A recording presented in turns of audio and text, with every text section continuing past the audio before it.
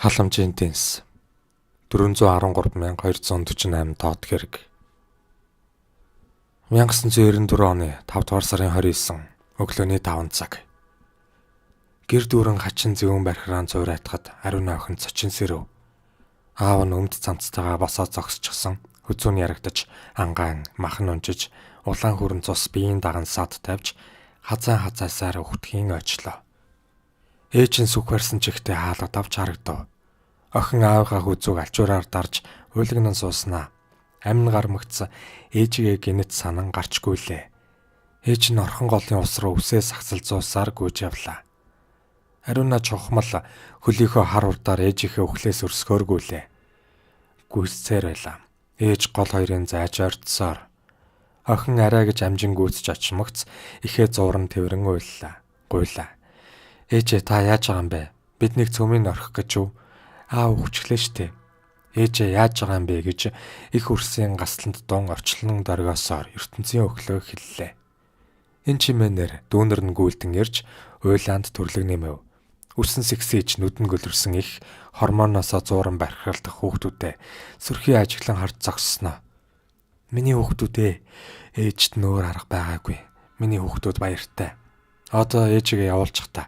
Ээж нь амьд байж болохгүй штэ гэж онгомол зарцсан хоолоогоор дууран нэг гараараа хөвлийгээ дарж нөгөө гараараа толгоогоо бацлаа. Хүүхдүүд ээжигээ хөтөлсөөр гэрийнхээ гадаа авчрав. Их сул урсах нулимс хөлсөө зэрэг шудраад миний хүүхдүүд цусаа авгаацгаа гэж хэлээд гэрийнхээ гадаа суулаа. Хүүхдүүд их баггүй аавынхаа цустай хойлцсныг сая л харж ус хутгаж ирж угаацгаалаа. Энэ ихийг Тэгшээгийн бундаа гэдэг 1957 онд Увс аймгийн зүүн говьд төрж өсчээ. Ингээд 1974 онд нөхөр сүрэнтэйгээ гэр бүл болоод хоёулахна Сэлэнг аймгийн Номгоны сангийн ад чухууд ирж ажил амьдралаа эхэлжээ. Мөн онд том охин Ариунаа нь мэндэлжээ. Үүнээс хойш 12 төрсэн боловч 7 хүүхэд инх мэнд өсөж байна. Бундаа инх болон төрөхдөө хань нөхрийн халамж нөөлөг дуцснаас ч болсон уу?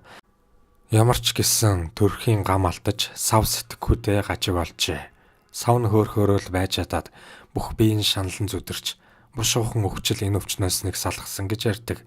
Нөхөр нь халамжгүй архи удаг, зоддог байсныг хүүхдүүд нь ч гэрчилжээ.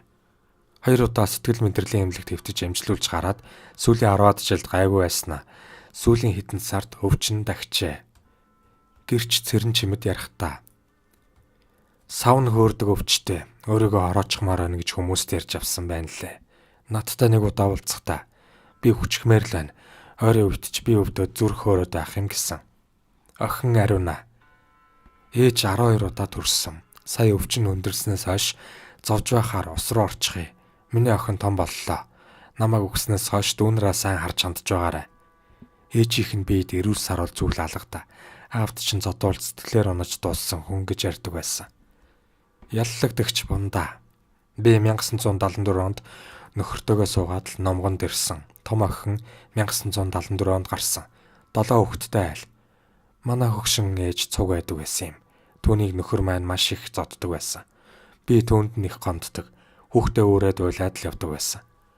Намайг их зоддог байсан. Хүүхдээ ч зоддог, архи удаг хүн. 1994 оны 5 дугаар сарын 28-ны орой Нохойжав гэдэг хүн дархнаас ирж тэр хоёр гэрт нэг шил архи, гадаа голын ирэг дээр бас нэг шил архи ууцгаасан юм. Нохойжав нь оройдоо явсан.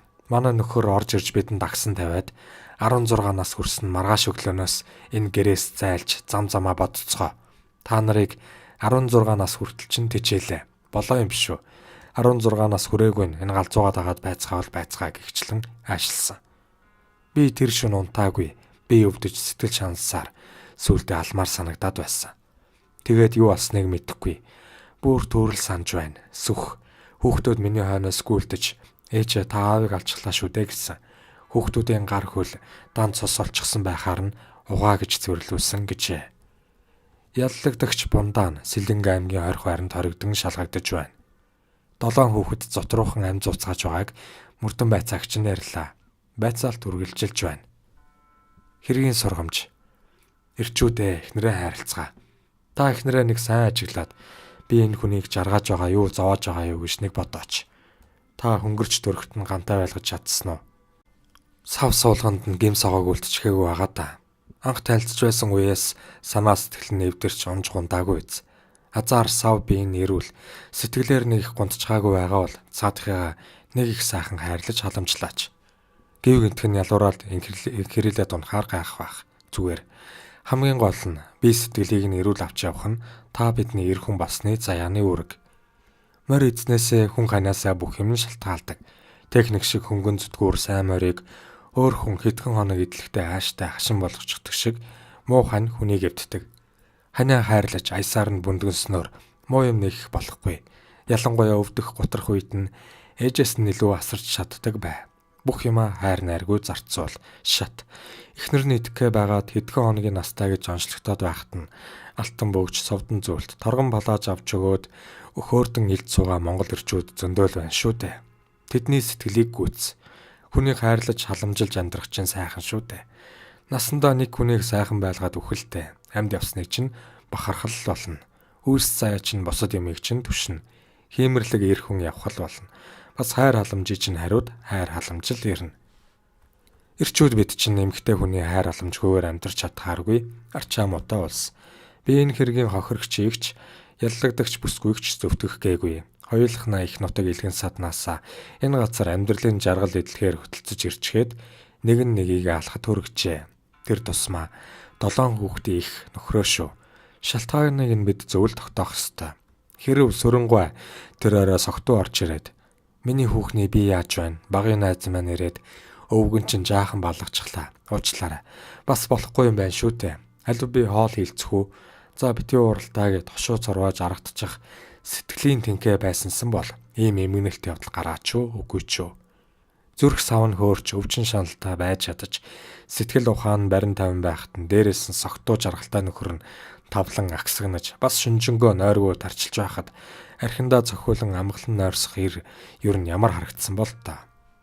Хүн болгонд сайхан муухай ааш бий. Хүн болгонд сайхан муухай зүс бий. Ямар ч гэсэн өөрийн тань төлөө амьдралаа зориулахаар шийдсэн тэр сайхан сэтгэлийг нь биеийг нь хүндэтгэж ханаа хайрлцгаа. Хайр халамж ямар байсан нь эцэстээ амьдралаар чинь дэнслэгддэг.